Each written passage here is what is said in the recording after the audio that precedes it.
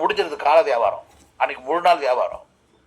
அந்த 50% வியாபாரம் முடிஞ்சிட்ட பிறகு நீ போய் ஷட்டர் தூக்கினீங்கன்னா, என்ன கடை டீ கடை ஷட்டர் தூக்கினீங்கன்னா,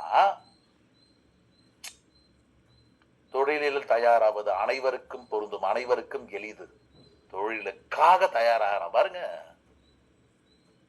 அவங்க தாங்க தொழில நிக்க முடியும், ஜெயிக்க முடியும். இப்ப இவ்வளவு நேரம் நான் தொழில தயாராகிறத பத்தி பேசினேங்க. பட் யாரெல்லாம் இங்க வெற்றியாளர், தொழில் ஆரம்பிக்கிற அத்தனை பேர் வெற்றியாளர்கள் கிடையாதுங்க. யாரெல்லாம் இங்க வெற்றியாளர் தெரியுங்களா? அந்த தொழிலுக்காக யார் ஒருத்தவங்க தன்னை தயார்படுத்திருக்காங்களோ அவங்க தாங்க வெற்றியாளர்கள். இதுல ஒரு 5 பாயிண்ட் சொன்ன இல்லைங்களா, மறுபடியும் நினைவுபடுத்திக்கலாம். 5 பாயிண்ட் சொன்ன இல்லைங்களா? தொழிலில் தயாராகுதல். 1 துறை, 2 பொருள், 3 நிறுவனம், 4 வருமானம், 5 படிநிலைகள். எனக்கு தெரிஞ்சு இது வரைக்கும் நீங்க இது தெரியலனா கூட அடுத்து இன்னைக்கு மதியத்துக்குள்ளார உங்க சீனியர் உட்கார வச்சு இது 5 தெல்ல தெளிவத்தை கேட்டு தெரிஞ்சுக்கலாம். இன்னைக்கு ஒரு நாள்ல கேட்டு தெரிஞ்சுக்கலாம். இது மேட்டர் கிடையாது, இது ஈஸி. ஆனா இது வேணும். இது இல்லாம ஆரம்பிக்க முடியாது. ஆனா இது வந்துட்டதுனால மட்டுமே வெற்றி வந்துருமான்னு கேட்டா வராதுங்க. அடுத்தது தொழிலுக்காக நம்மளை நம்ம தயார்படுத்துறது எந்த வடிவத்துல. நம்பர் 1, ஆக்சுவலி பெரும்பான்மையான குழந்தைகளை வளர்க்கும் போது யாருமே தொழிலுக்காக, தொழில் உலகத்துக்காக வளர்க்கறது இல்லைங்க. நம்ம ஒரு படிப்பு படிச்சுட்டு அந்த படிப்புக்கு ஏற்ற வேலைக்காக தான் நம்ம உருவாக்கப்படுகிறோம். அப்ப தொழில் உலகம் நமக்கு புதுசு, வியாபார உலகம் நமக்கு புதுசு. நம்ம ஒரு மார்வாடி குடும்பத்துல வந்து பிறந்து வரலைங்க. அவங்களுக்கு வியாபாரம் மட்டுமே பிரதானம். அவங்களுக்கு யாரும் வேலைக்கு போக மாட்டாங்க. நம்ம அதுக்கு டைரக்ட் ஆப்போசிட் தான். எப்படியாவது கஷ்டப்பட்டு படிச்சுட்டு எப்படியாவது ஒரு வேலையை போய் ஒட்டிக்க, இதுதான் நமக்கு சொல்லி வளர்த்துருக்காங்க. ஆனா நாம இப்ப பண்ணிட்டு இருக்கிறது வியாபாரம். ஆர்மன்ல நம்ம உச்சத்துக்கு போக நினைக்கிறதுக்கு செய்ய வேண்டியது வியாபாரம். அப்ப இந்த தொழிலுக்காக நம்மளை தயார்படுத்துறதுக்கு என்னென்ன தேவை அப்படின்னு கேட்டா, நம்பர் 1, நாம எந்த தொழில இருக்கோமோ அந்த தொழிலுக்குன்னு சொல்லிட்டு ஒரு சிஸ்டம் இருக்கணும். ஒரு சிஸ்டம் இருக்கணும். அந்த சிஸ்டம் அப்படின்றது என்ன தெரியுங்களா? இந்த தொழில ஏற்கனவே பயணம் பண்ணிக்கிட்டு போனவங்க கொடுத்த வழிகாட்டி நெறிமுறைகள் அந்த சிஸ்டத்துக்கு பேருங்க. வழிகாட்டி நெறிமுறைகள். ஏன் இந்த சிஸ்டம் முக்கியம் அப்படின்னு ஒரு சின்ன உதாரணம் சொல்றேன் கேளுங்களா. மஞ்சக்காமால வந்த உடனே ஒரு நாட்டு வைத்தியர்கிட்ட போனோம்னா, கீழா நெல்லி சாப்பிட்டா மஞ்சக்காமால சரியா, கீழா நெல்லியை கசக்கி ஜூஸ் புடிச்சு கொடுக்குறாருங்க. இப்ப என்னுடைய கேள்வி என்னன்னு கேட்டா, மஞ்சக்காமால அப்படின்ற வியாதிக்கு கீழா நெல்லி அப்படின்ற இந்த தாவரம் பொருத்தமானது அப்படின்றத ஒரு நைட்ல கண்டுபிடிச்சிருப்பாங்க? கிடையாதுங்க. அந்த வியாதி இந்த உலகத்தை தாக்கணும். அந்த வியாதிக்கு இங்க இருக்கக்கூடிய லட்சக்கணக்கான தாவரங்கள்ல எந்த தாவரம் கொடுத்தா அந்த வியாதி கிளியர் ஆகும் அப்படின்றது ஒவ்வொரு பேஷண்ட்டையும் ஒவ்வொரு தாவரமா கொடுத்து பார்க்கணும். அது எத்தனை நாள் ப்ராசஸ் தெரியாது, எத்தனை வருஷத்து ப்ராசஸ் தெரியாது. இதுல ஓரளவு குணமானவங்க இருக்கலாம், வேற தாவரம் சாப்பிடும் போது ஒரடியா போனவங்களும் இருக்கலாம், வேற தாவரம் கொடுத்ததுனால. அப்ப ஒரு தலைமுறை தாண்டி இன்னொரு தலைமுறையை தாண்டி 4-5 தலைமுறை கடந்து கூட இதை கண்டுபிடிச்சிருக்கலாம். இதுக்கு இந்த நோய்க்கு இதுதான் பொருத்தம் அப்படின்றது கண்டுபிடிச்சிருக்கலாம்.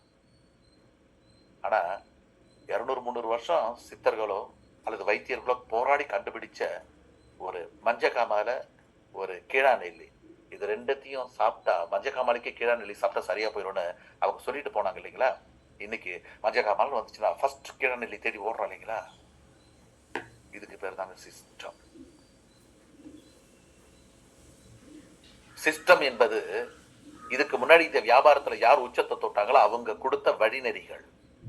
அவங்க ஒரு வருஷம் கஷ்டப்பட்டு கண்டுபிடிச்சது நமக்கு ஒரு நிமிஷத்துல கொடுத்துட்டு போயிடுவாங்க. நாம இந்த ஒரு தொழில ஜெயிக்கிறதுக்கு அந்த தொழில சிஸ்டம்னா என்ன? ஐயா, ஒரு நெகட்டிவ் சிஸ்டம் சொல்றேன் கேளுங்க. மஞ்சக்காமாலிக்கு கீழா நெல்லி பாசிட்டிவ். அரளி விதைன்னு ஒண்ணு இருக்குது, தெரியுமா உங்களுக்கு? அதை சாப்பிட்டா செத்து போயிடுவோம். ஆனா இத கூட யாரோ ஒருத்தவங்க சாப்பிட்டு செத்து போய் தான் நமக்கு சொல்லி கொடுத்துட்டு போயிருக்காங்க. சிஸ்டம். எதை செய்யணும், எதை செய்யக்கூடாது, சிஸ்டம். முன்னோர்கள் உருவாக்கி வச்சுட்டு போன அந்த சிஸ்டம் இருக்கு பாருங்க. எந்த தொழிலா இருந்தாலும் பரவாயில்ல, எல்லா தொழிலுக்குமே. நம்பர் 1, தொழில ஜெயிக்கிறதுக்கு, நம்மளை தயார்படுத்திக்கிறதுக்கு தொழிலுக்காக நம்மளை தயார்படுத்திக்கிறதுல ஃபர்ஸ்ட் நம்ம செய்ய வேண்டியது ஒரு ப்ராப்பர் சிஸ்டத்தை ஃபாலோ பண்ணணும். இப்ப தெரிஞ்சோ தெரியாமலோ நம்ம தொழில் நமக்கு சிஸ்டம் இருக்கா அப்படின்னு கேட்டா நீங்களே சொல்லுவீங்க நம்ம சிஸ்டம் எது அப்படின்ட்டு. அப்ப சிஸ்டம் எவ்வளவு முக்கியம் அப்படின்றது இப்ப உங்களுக்கு தெரிஞ்சிருக்கு. நம்பர் 2, சிஸ்டம் ஓகே, பட் அந்த சிஸ்டத்துக்குள்ள என்ன கொண்டு வந்து அடாப்ட் பண்ணிக்கிறது எப்படி? அந்த சிஸ்டத்துல என்னென்னவோ சொல்லுவாங்க. எல்லாத்துக்கும் இந்த உலகத்துல பயிற்சி இருக்கு. அப்ப அவங்க என்ன சொன்னாலும் பரவாயில்லைங்க, அந்த பயிற்சியை எடுத்துக்கிட்டு பயிற்சிக்காக நேரம் ஒதுக்கி, பயிற்சிக்காக செலவுக்கு பணம் ஒதுக்கி, எனக்கு எல்லாம் தெரியும் அப்படின்ற மனப்பான்மை கொஞ்சம் தூரம் வச்சுட்டு, இந்த சிஸ்டத்துக்குள்ள இந்த தொழிலுக்காக என்ன தயார்படுத்திக்கிறதுக்கு நான் பல பயிற்சிகளை படிக்க வேண்டியிருக்கு, எடுத்துக்க வேண்டியிருக்கு. நம்பர் 1 சிஸ்டம் தொழில ஜெயிக்கிறதுக்கு. Number 2 trainings. இப்ப நம்ம சிஸ்டத்துக்குள்ள இருக்கக்கூடிய ட்ரைனிங்ஸை பத்தி ஒன்னும் இல்லைங்க. நான் ஒரு டீமை லீட் பண்ணிட்டு இருக்கேங்க. லெவல் 5 லெவல் 6 மட்டும் நான் எடுத்துக்கிட்டு இருக்கேங்க. அப்போ வந்து ஃபர்ஸ்ட் 1.5 மணி நேரம் ரிவ்யூலாம் முடிச்சிட்ட பிறகு அடுத்த 1.5 மணி நேரத்துக்கு எவ்வளவுதான் என்னையே பார்த்து போர் அடிப்பாங்க அப்படின்னு சொல்லிட்டு மார்க்கெட்ல இருந்து ரொம்ப பவர்ஃபுல் ட்ரைனர்ஸ் எல்லாம் கொண்டு வந்து உட்கார வச்சு பேசிட்டு இருக்காங்க காலையில. இப்ப பெரிய பெரிய ட்ரைனர்ஸ் எல்லாம் வராங்க. இப்ப சமீபத்தில் ஒருத்தர் வந்தாரு. வந்தவொடனே கேட்டாரு என்கிட்ட, ட்ரைனிங் முடிச்ச பிறகு சொன்னாரு என்கிட்ட, சார் 175 பேரும் காலையில எல்லாரும் 100% வீடியோ ஆன் பண்ணி எல்லாருமே கோட்டுக்கிட்டலாம் போட்டுக்கிட்டு நியூஸ் வாசிக்கிறவங்க மாதிரியே உட்காந்துருக்காங்க சார். நாங்கெல்லாம் நியூஸ் வாசிக்கிற மாதிரி உட்காந்துருக்கோமா நம்ம எல்லாம்? அந்த ட்ரைனர் சொல்றாரு, காலையில எல்லாரும் நியூஸ் வாசிக்கிறவங்க மாதிரி நீங்க உட்காந்துருந்தா உங்களுக்கு ட்ரைனிங் எடுக்க வர்றேன்னா நான் எப்படி சார் பேசுறது? எனக்கு பயமா இருக்கு சார் உங்க டீமுக்கு வர்றதுக்கு அப்படின்றாருங்க. ட்ரைனருக்கே ட்ரைனிங் கொடுக்குற டீமா மாறி போச்சு நம்ம டீம். கொஞ்சம் நஞ்ச ட்ரைனிங்கா? அவங்க சொல்றாங்க, எங்களை எவ்வளவு கம்பெனிகளை கூப்பிடுவாங்க, 100 பேர் இருப்பாங்கன்னு சொல்லுவாங்க. அங்க போய் பார்த்தா 100 நம்பர் இருக்கும். ஒரு 5-6 பேர் வீடியோ ஆன் பண்ணி உட்காந்துருப்பாங்க. அல்லது ஒரு 10 பேர் உட்காந்துருப்பாங்க. அந்த 10 பேர் கூட அவங்க பாட்டுக்கு அவங்க வேலையை பார்த்துட்டு இருப்பாங்க. ஏதாவது இந்த பக்கம் வீடியோ மட்டும் ஓடிட்டு நாங்க பாட்டுக்கு வெறும் விண்டோவை பார்த்து தான் கத்திட்டு இருப்போம். ஆனா உங்ககிட்ட வந்தா மட்டும் ஒரு வீடியோ ஆஃப் ஆக மாட்டேங்குது. அத்தனை பேரும் அப்படி தெளிவா பொலிவா இருக்கிறீங்க. நாங்க என்னத்தை தான் எடுத்துட்டு வந்த சப்ஜெக்ட் அப்படின்றாங்க. யோசிச்சு பாருங்களேன். மற்ற தொழில இருக்கவங்களுக்கு இந்த பயிற்சிக்காக அவங்க பண்ற செலவுகளும் அவங்க அலையிற அலைச்சல்களும் அதை தேடி அவங்க கஷ்டப்படுறதும் பார்த்து கேட்டு பாருங்க தெரியுங்க. இன்னொன்னு சொல்றேன், மற்ற தொழில இந்த பயிற்சி அவ்வளவு சீக்கிரம் கிடைச்சிருமான்னு கேட்டா நிச்சயமா கிடைக்காது. யார் கொடுப்பாங்க அப்படின்னு கேட்டா மற்ற தொழில பயிற்சி கொடுக்கறவங்க பயிற்சி மட்டும் கொடுக்கறவங்க தான் கொடுப்பாங்க. அவங்க பயிற்சி கொடுக்கறது மட்டும் தான் அவங்க வேலை.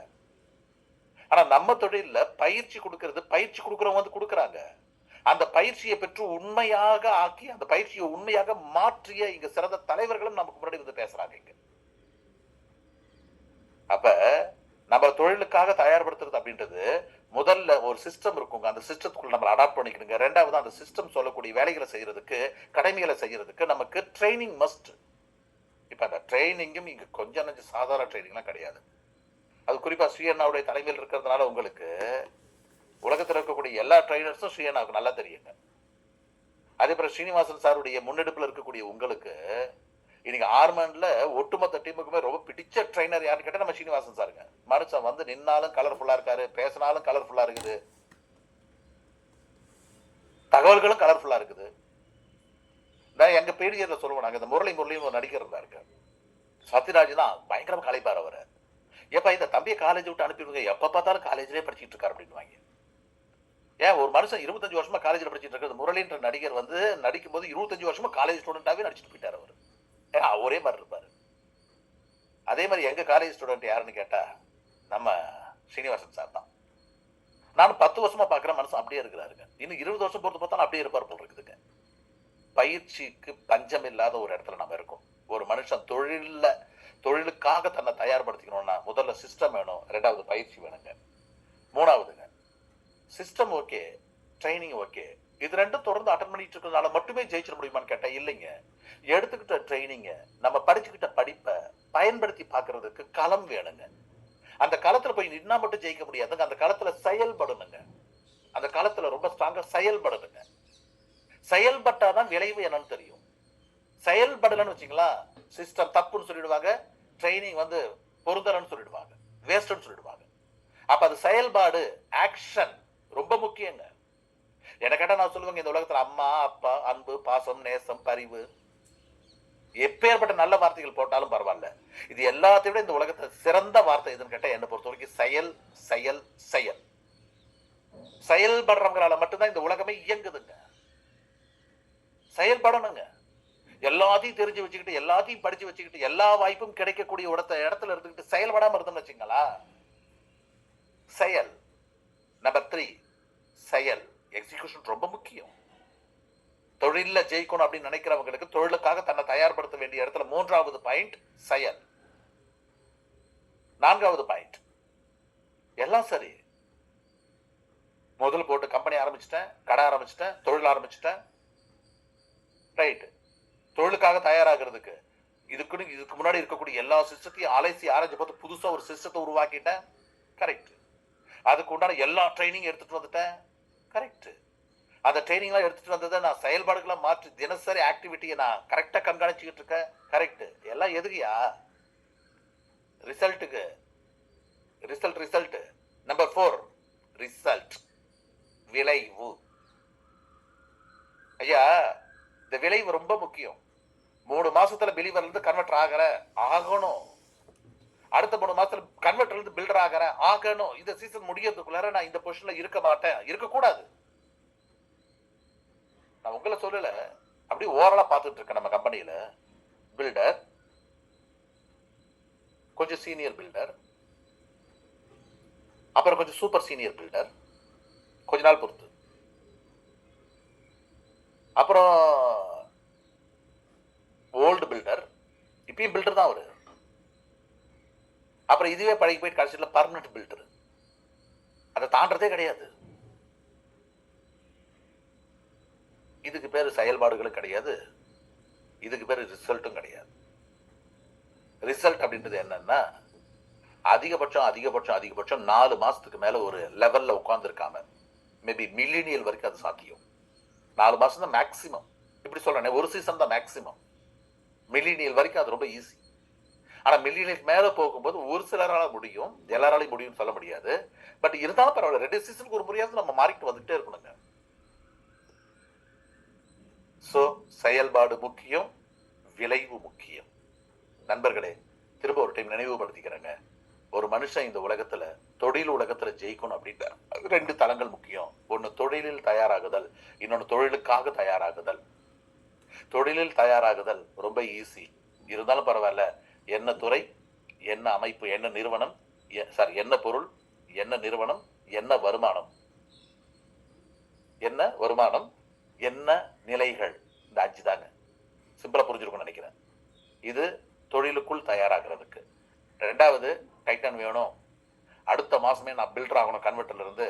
இதுக்கெல்லாம் தொழிலுக்காக தயாராகிறதுக்கு சிஸ்டம் வேணும், அதற்குண்டான பயிற்சி வேணும். அதை தாண்டி நமக்கு எக்ஸிகியூஷன், செயல்பாடுகள் நமக்குள்ள இருக்கணும். அதுக்கான செயல்பாடுகள் நமக்குள்ள இருக்கணும். விளைவுகள், அந்தந்த மாசம் எடுக்க வேண்டிய விளைவுகள் அந்தந்த மாசம் எடுத்துக்கிட்டே இருக்கணுங்க. இது நாளையும் செஞ்சுட்டு இருந்தா இந்த தொழிலுக்காக நம்ம தயார்படுத்திக்கிட்டோம்னு அர்த்தங்க. இப்ப இந்த ப்ரோக்ராம் எதுக்கு நடக்குதுன்னு உங்களுக்கு தெரிஞ்சிருக்குங்க. இந்த ப்ரோக்ராம் ஆர்டிசி மெட்டா 12th சீசனுக்காக ஸ்டார்ட் பண்ணிருக்குங்க. மேபி தொழில இருக்கக்கூடிய உங்களை, இந்த தொழிலுக்காக உங்களை தயார்படுத்துவதற்கு உண்டான ஒரு அமைப்பு.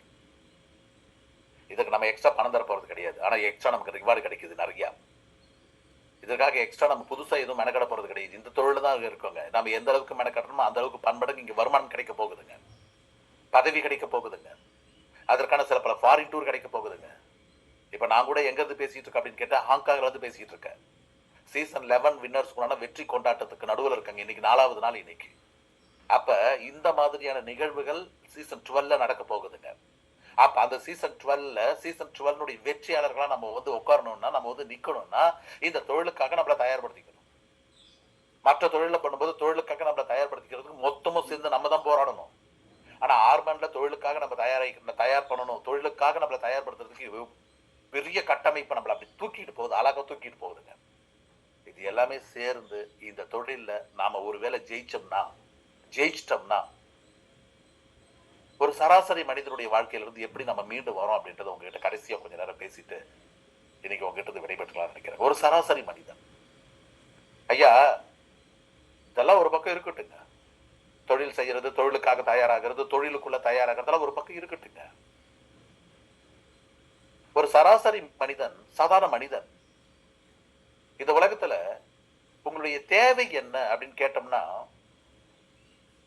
பெரும்பான்மையான மனிதர்கிட்ட சர்வே எடுக்கும் பட்சத்தில் அவங்க சொல்ற அந்த ஒத்த வார்த்தை என்னன்னு கேட்டா, என்னுடைய தேவை படுத்த உடனே எனக்கு தூக்கம் வர்ற மாதிரியான ஒரு சூழல் எனக்கு இருந்துச்சுன்னா நல்லா இருக்கும். இது நிறைய பேருடைய தேவை. அப்படின்னா என்னன்னு கேட்டா, நம்ம பகலெல்லாம் ஏதோ ஒரு வேலைக்கு போய் படுக்கிறாங்க.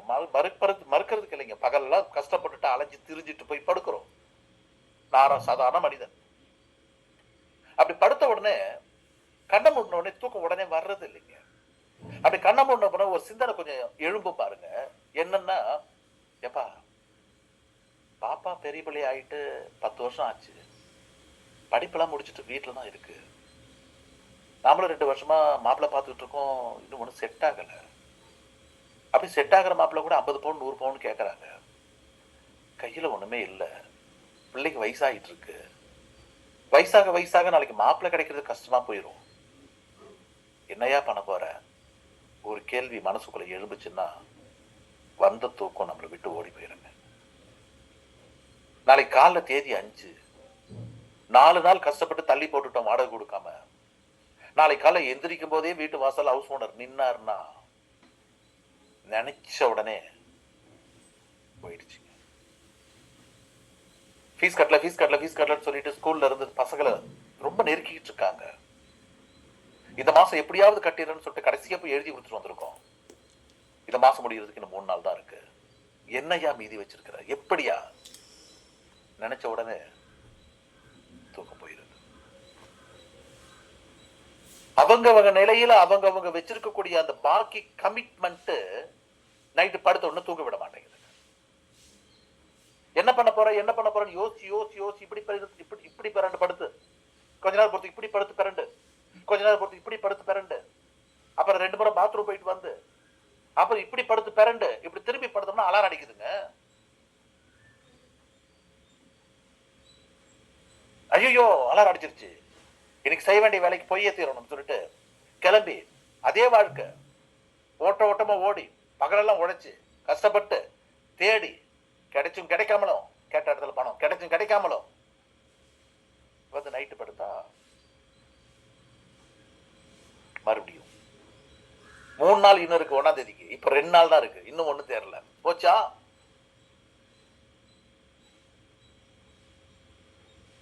ஐயா, மேக்சிமம் சராசரி மனிதர்களுடைய தேவை என்ன தெரியுங்களா? படுத்த உடனே தூங்குற மாதிரியான ஒரு வாழ்க்கை.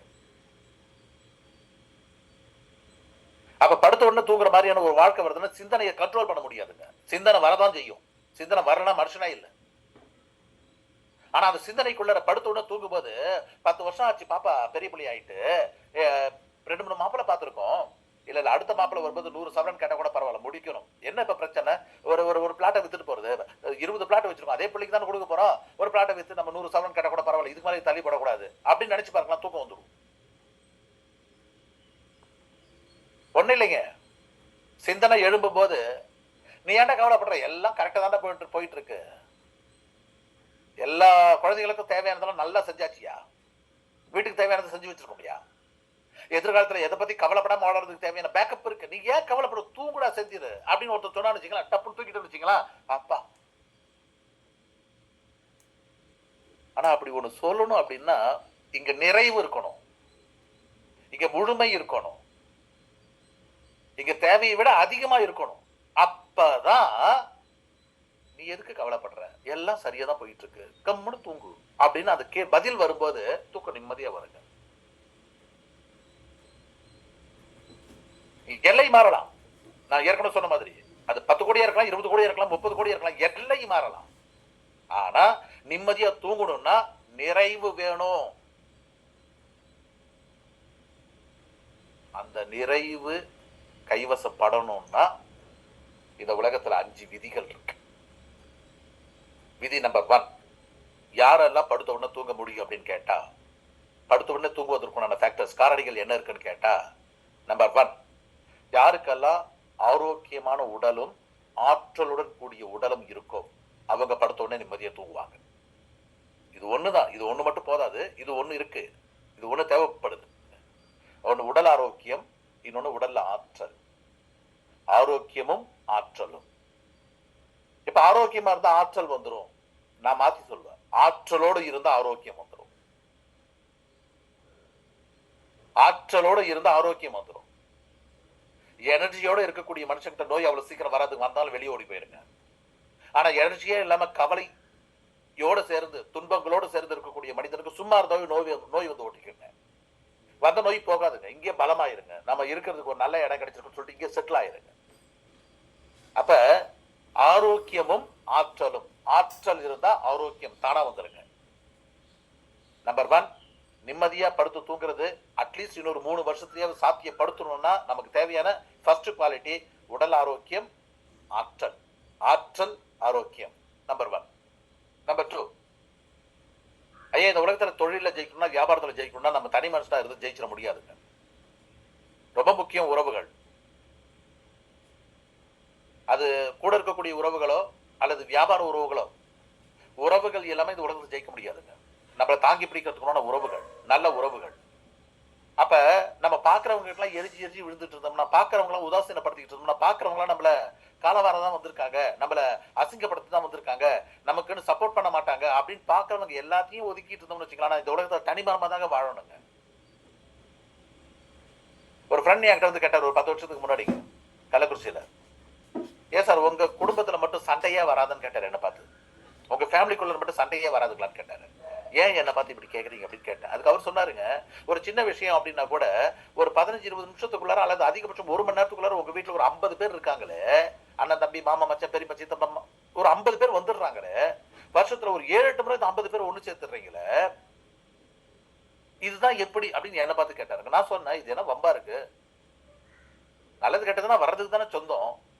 அவருக்கு சொல்றாரு அதுதான் எப்படின்னு கேட்கிறாரு. எனக்கு புரியலன்னு சொன்னா, அதுக்கு அவர் சொல்றாரு, என் பொண்ணுக்கே கல்யாணம் வச்சா கூட என் சொந்த தம்பிக்காரன் வரமாட்டான் அப்படின்றாரு அவர்.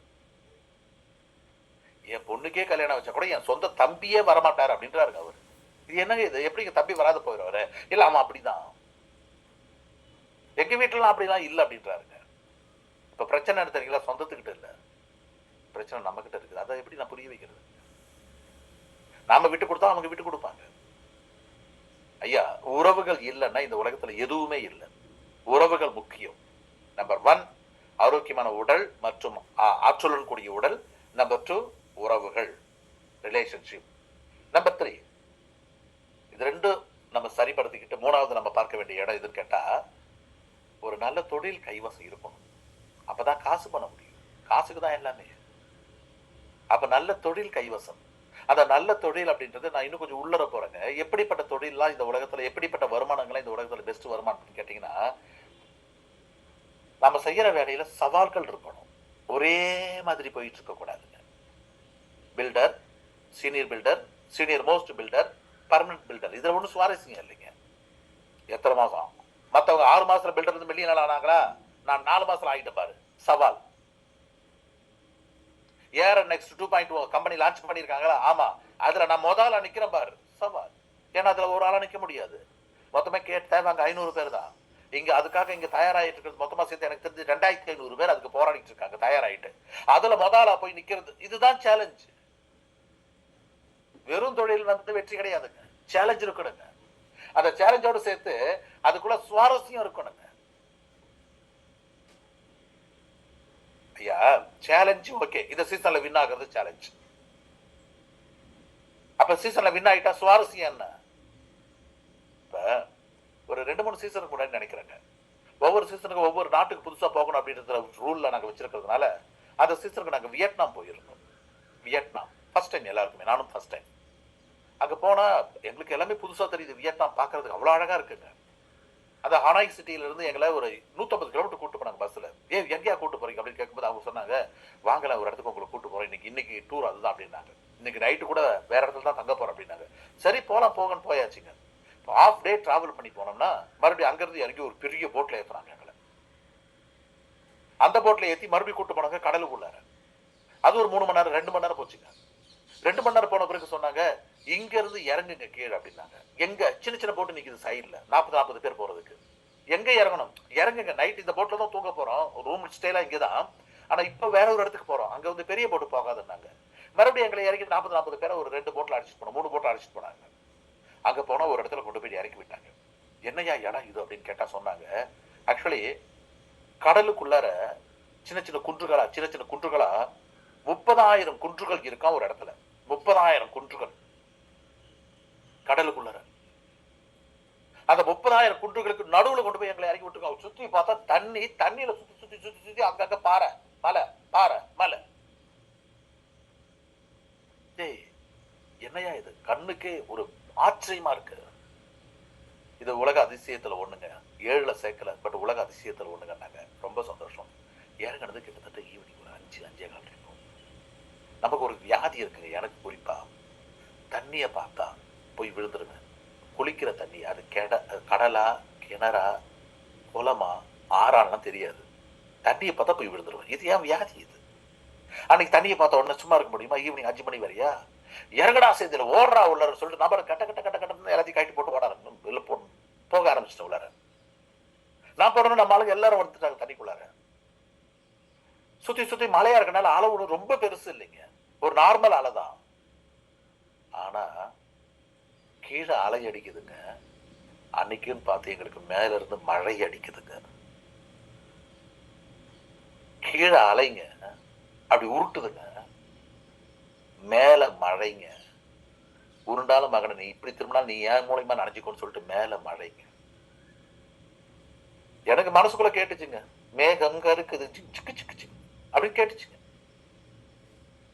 சரி, ஏன் மனசுக்குள்ள கேட்டது உள்ளுக்குள்ள வச்சுக்கணும் நானும் பாட ஆரம்பிச்சிட்டேன். என் கூட வந்தவங்க எல்லாரும் நம்மளுக்கு தான், எல்லாருமே நீங்க தான் எல்லாரும் பாட ஆரம்பிச்சிட்டாங்க. அந்த வெளிநாட்டுக்காரங்க மற்ற நாட்டுக்காரங்களா இருந்தாங்க பாருங்க, யார் இந்த கூட்டம் இப்படி என்ஜாய் பண்றாங்க அப்படின்னு சொல்லிட்டு மொத்த பேரும் வெளியே வந்து வேடிக்கை பார்க்க ஆரம்பிச்சிட்டாங்க. எங்களை போட்டோ எடுத்துட்டு இருக்கேன். எங்களுக்கு அதை பத்தில போனது எதுக்கு? என்ஜாய்.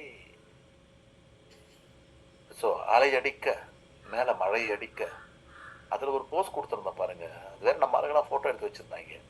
ஈவன் என்னைக்காவது ஒரு நாளைக்கு அந்த போட்டோ எடுத்து பார்த்தோன்னு வச்சுங்களா, எனக்கே ஒரு 20 வயசு குறைஞ்சு போயிருக்கு. செஞ்சில்ல நீயாடா இது? வியாபாரம் வேணுங்க, அந்த வியாபாரத்துல சவால் வேணுங்க.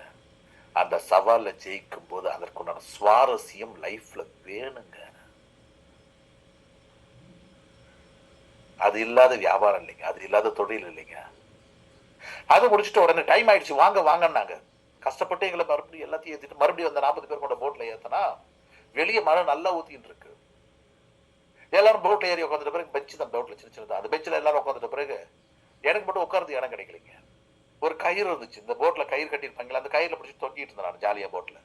அப்படி தொங்கிட்டு இருக்கும்போது திடீர்னு தோணுச்சு எனக்கு, என்ன இப்போ ஒரு பாட்டு பாடுறான் சென்னிட்டு, அதோ அந்த பறவை போல வாழ வேண்டும் அப்படின்ற அங்க இருந்து சத்தமா. மீதி இந்த போட்ல இருந்து அத்தனை பேரும் என்ன செஞ்சாங்களோ இல்லையா, அந்த நேரத்துல ரொம்ப கரெக்டா செஞ்சாங்க. என்ன தெரியுங்களா? லலா லா லா லலா லா லா. அந்த வீடியோ வேணா இருக்குங்க. இந்த உலகம் இருக்குல்ல, நமக்கானதுங்க. படுத்த உடனே நிம்மதியா ஒரு மனுஷன் தூங்கணும்னா குடும்பத்துக்கானதும் செஞ்சு வச்சிருந்திருக்கணும். நமக்கான வாழ்க்கையும் கொஞ்சம் வாழணும். இதுக்கெல்லாம் சேர்த்து வாய்ப்பு இருக்கிற தொழிலா இருந்தா அந்த தொழில போய் தான் நிக்கணும். தொழில் அப்படின்னா சவால் இருக்கணும், சுவாரஸ்யம் இருக்கணும். தொழில் அப்படின்னா அந்த தொழில வளர்ச்சிக்கும் முன்னேற்றத்திற்கும் அதுக்குள்ள வாய்ப்பு இருக்கணுங்க. ஒரே மாதிரியான வேலை மட்டும் தொடர்ச்சியா செஞ்சுக்கிட்டு இருந்தோம்னா அது பேரு வேலை கிடையாதுங்க. ஒரே மாதிரியான வியாபாரம் மட்டும் தொடர்ச்சியா கடைசி வரைக்கும் செஞ்சுட்டு இருந்தா அது பேரு வியாபாரம் கிடையாதுங்க. ஒரு மாசத்துல 50,000 லாபம், 10 வருஷத்துக்கு முன்னாடி மாசம் 50,000 லாபம், இன்னைக்கும் மாசம் 50,000 லாபம், 20 வருஷம் பொறுத்து மாசம், அது பேரு வியாபாரமே கிடையாதுங்க. வியாபாரம் என்ன தெரியுங்களா? இப்ப உங்க முன்னாடி வந்து உட்காந்து 1 மணி நேரம் ஆச்சுங்க. 1 மணி நேரத்துக்கு முன்னாடி இருந்த செஞ்சிலுக்கும் 1 மணி நேரத்துக்கு பின்னாடி இப்ப உங்க கிட்ட பேசிட்டு வெளியே போகும்போது இருக்கக்கூடிய செஞ்சிலுக்கும் உண்டான எக்ஸ்பீரியன்ஸ் ஏதோ 0.1% கூடி இருக்குங்க. இந்த 0.1% கூடுவது எங்க தெரியும்னு கேட்டா கொஞ்சம் கொஞ்சமா அந்த மாசம் ரிசல்ட்ல தெரியுங்க. அந்த ரிசல்ட் ஒரு 10%, 5%, 2% போன மாசத்துக்கு அப்படி எக்ஸ்ட்ரா கூடுது இல்லைங்களா? வளர்ந்துகிட்டு இருக்கிறோம், முன்னேறிக்கிட்டு இருக்கிறோம். இந்த வளர்ச்சிக்கும் முன்னேற்றத்துக்கு மட்டும் என்னைக்குமே எல்லை கிடையாதுங்க, எல்லையே கிடையாதுங்க. அப்ப நாம செய்யற தொழில்ல வளர்ச்சியும் முன்னேற்றமும் கூடவே வந்துகிட்டு இருக்க மாதிரியான ஒரு தொழில் இருக்கணுங்க. அதுதாங்க சுவாரஸ்யம். யோசிச்சு பாருங்க, நம்ம தொழில்ல இத சீசன்ல வின் பண்ணி பாருங்க. சீசன் 12ல வின் பண்ணி பாருங்க. உங்களுக்கான ரெகக்னைஸ் என்ன பாருங்க. உங்க கண்ணுக்கு முன்னாடி இந்த உலகத்தை காட்ட போறாங்கல்ல, அந்த உலகம் என்னன்னு பாருங்க. அது கொடுக்குற மகிழ்வை பாருங்க.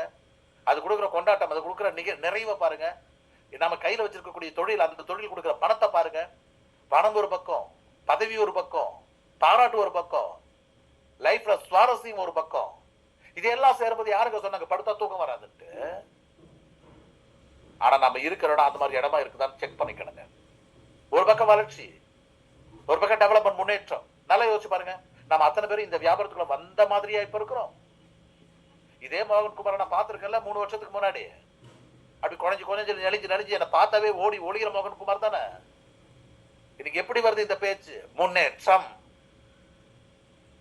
அப்ப தொழில்லாம் இது வேணுங்க. அப்படிப்பட்ட தொழில் நமக்கு கிடைச்சிருக்குங்க. அதோடு சேர்ந்து மற்ற வியாபாரத்துல இருக்கக்கூடிய 10 பேர் ஒண்ணு சேர்ந்தாங்கன்னு வச்சுங்களா, சிரிப்பாங்க, கை கொடுப்பாங்க, கட்டி பிடிச்சு கூட வார்த்தை சொல்லுவாங்க. ஆனா உள்ளுக்குள்ள எரியும். நீயும் பங்கு, நானும் பங்கு, பெட்ரோல் பங்கு. நீ மட்டும் ஒரு நாளைக்கு இவ்வளவு கல்லா கட்டுற, என்னால முடியல. ஆனா கட்டி பிடிச்சுக்கிட்டே உள்ளுக்குள்ள எரியும். அங்க யாரும் மனப்பூர்வமா பழகல, மனசு ஒத்து பழகல. வேற தொழில பண்ணா கூட பரவாயில்ல. இவ்வளவு ஆளுங்களை வச்சுட்டு இவ்வளவு கஷ்டப்படுறேன், என்னால ஒரு மாசத்துக்கு 10 லட்சத்தை தாண்ட முடியல. ரொம்ப சிம்பிளா 6 மணிக்குள்ள உட்காந்து ஒரு மாசத்துக்கு 30-40 லட்சம் சம்பாதிச்சிட்டு இருக்கேன். வேற தொழில்காரங்க உள்ளர வந்தாங்கன்னா. ஆனா தொழில்லாம் என்ன தெரியுங்களா, அந்த தொழில ஒரு நட்பு கிடைக்கும்ல. அந்த நட்பு நமக்கு பழகுவதற்கு அப்படி ஃப்ரீயா இனிமையா ஜாலியா இருக்கக்கூடிய நட்பா இருக்கணும். அந்த நட்பு ஒருவேளை நம்ம சின்னதா ஜெயிச்சோம்னா அப்படி தட்டி கொடுத்து, இது என்ன சின்ன வெற்றி, அடுத்த முறை பாருங்க நீங்க இன்னும் பெருசா ஜெயிப்பீங்க. பெருசா ஜெயிச்சுன்னு வச்சீங்களா, இதெல்லாம் எல்லையே இல்லை, இதுக்கு மேல வருவீங்க. உச்சத்துக்கு வந்து வச்சீங்களா அப்படி தூக்கி வச்சு கொண்டாடணும். ஒருவேளை தோத்துட்டோன்னு வச்சீங்களா, மறுபடியும் வந்து நீங்களா அப்படி சொல்லாம கவலையை விடுப்பா, இந்த மாசம் அடுத்த மாசம் நாங்கெல்லாம் ஆல்ரெடி பலமுறை விழுந்தாயே வந்திருக்கிறோம், டோன்ட் வரி. இப்படிப்பட்ட ஒரு நட்பு கூட்டத்துக்கு நடுவுல தொழில் பண்ற பாக்கியம் இருக்கு பாருங்க, வேற எங்கேயுமே கிடையாது. படுத்தா நிம்மதியா தூங்கணும். தூங்குவதற்கு நமக்கு ஒரு நல்ல தொழில் தேவை, வருமானம் தேவை. அந்த வருமானம் கொடுக்கக்கூடிய நல்ல தொழிலுக்கு 3 பண்புகள் இருக்கணும். 1, அந்த தொழில சவால் இருக்கணும், சேலஞ்ச், அதுக்கேற்ற சுவாரஸ்யம் இருக்கணும். 2, நல்ல மனிதர்களோட நம்ம பழகணும், பழகுவதற்கு நல்ல சக மனிதர்கள் இருக்கணும். 3, முன்னேற்றம் இருக்கணும். டெவலப்மெண்ட் இல்லாத ஒரு தொழில் கிடையாது. இப்ப யோசிச்சு பாருங்க, நாம நிற்கக்கூடிய இந்த ஆர்மன்ல இந்த 3 இருக்குதான்றதை நீங்க யோசிச்சு பாருங்க. நான் சொல்றது உலகத்தின் பொதுவான தொழிலாளர்களை பத்தி பேசிட்டு இருக்கிறேன். ஆனா நம்ம ஆர்மன் அது இருக்குதா இல்லையா பாருங்க. அதை தாண்டி 4வது பாயிண்டாக எதை நினைச்சாலும் அதை வாங்கக்கூடிய, லோன் படம் வாங்கக்கூடிய பொருளாதார சுதந்திரம் இருக்கும். அப்பதான் படுத்த உடனே தூக்கம் வரும். எதை பத்தியும் கவலை நான் சொன்னேன் இல்லைங்களா.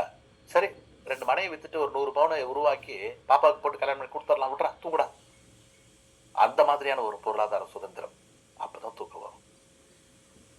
5வது பாயிண்ட், ஓகே, ஆரோக்கியமான உடல், ஆற்றலான உடல், என்னால முடியாது எதுவும் கிடையாது. எஸ், ஓகே, எனக்கு நல்ல நண்பர்கள் கிடைச்சிருக்காங்க, நல்ல உறவுகள் இருக்காங்க, நல்ல மனைவி, நல்ல கணவன், நல்ல குழந்தைங்க, நல்ல பெத்தவங்க, நல்ல உறவுகள் இருக்காங்க. நம்பர் 3, நல்ல தொழில் இருக்கு, சுவாரஸ்யம், சவால், விளையாடுறதுக்கு நல்ல தொழில் இருக்கு. நம்பர் 4, எதை நினைச்சாலும் வாங்குற அளவுக்கு தெம்பு வந்துருச்சு. இது 4ம் நமக்கு இப்படி டிக்கெட் ஆச்சு. நான் படுக்கும்போது 5வது சொல்லும், எதுக்குடா கவலைப்படுற செந்தில, எதுக்கு கவலை மோகன், எதுக்கு கவலை கோபிநாத் சார், எதுக்கு கவலை ஹரி, எல்லாம் தான் ஃப்ரீயா கரெக்டா போயிட்டு இருக்கு, எல்லாம் நல்லபடியா தான் போயிட்டு இருக்கு, எதுவுமே குறையில்லாமல போயிட்டு இருக்கு அப்படின்னு சொல்லிட்டு, நீ சார்ந்த, நம்ம மனசாட்சி நம்ம கிட்ட அந்த நேரத்தில் பேசு, நீ சார்ந்த உலகத்தை, நீ சார்ந்த உறவுகளை, நீ சார்ந்து இருக்கக்கூடிய சமுதாயத்தை பொருளாதாரத்திலையும் மன நிறைவாலையும் ஆகச்சிறந்த அளவுக்கு நீ பார்த்துக்கிட்டு இருக்கல்ல, உனக்கு எதுக்கு ஏன் கவலை, தூங்குயா அப்படின்னு இந்த மனசாட்சி நைட்டு படுத்து தூங்கும் போது நம்ம கேள்வி கேட்டோம்னா, எல்லாம் சரியா தான் போயிட்டு இருக்கான்னு கேள்வி கேட்டோம்னா, அது நீ எல்லாத்தையும் நல்லதாயா பார்த்துட்டு இருக்க, எல்லாம் சரியா போயிட்டு இருக்கு, எல்லாம் சூப்பர்பா இருக்கு, தூங்கியா அப்படின்னு நம்மளை தூங்க வைக்கக்கூடிய ஒரு நாள். தொடர்ச்சியா அந்த நாள், இந்த லைஃப் தான் உலகத்துல சொர்க்கம் அப்படின்னா, அந்த சொர்க்கத்தை தொடர்றதுக்கு இவ்வளவு நாள் தேடி பார்த்த அந்த சொர்க்கத்தை கைவசப்படுத்துறதுக்கு ஏதேதோ பல தடைகள் வந்துருந்துச்சு.